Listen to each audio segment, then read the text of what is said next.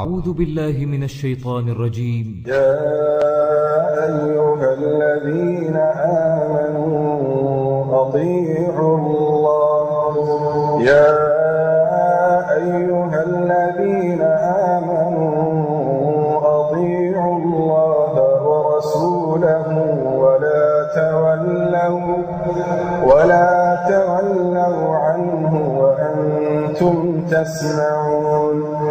ولا تولوا عنه وأنتم تسمعون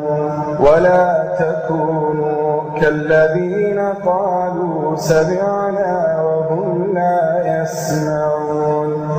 إن شر الدواب عند الله الصم البكم الذين لا يعقلون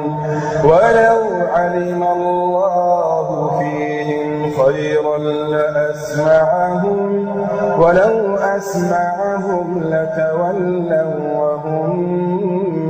معرضون يا أيها الذين آمنوا استجيبوا لله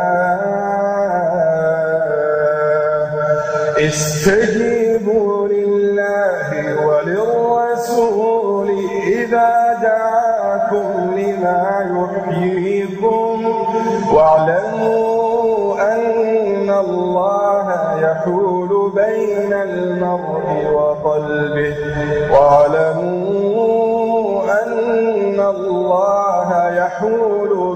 المرء وقلبه وأنه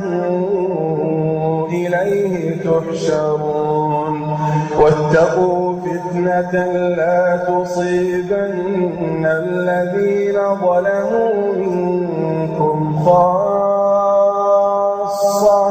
واعلموا أن الله شديد العقاب واذكروا إذ أنتم قليل مستضعفون في الأرض تخافون أن يتخطفكم الناس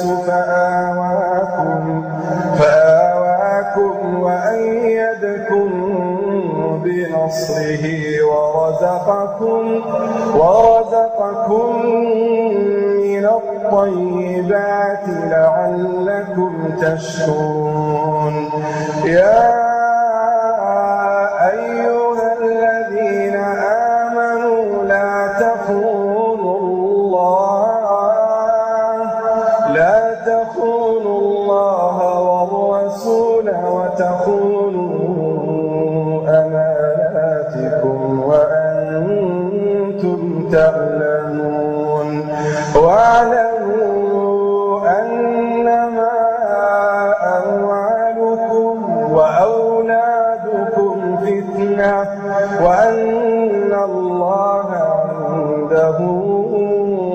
أجر عظيم يا أيها الذين آمنوا إن تتقوا الله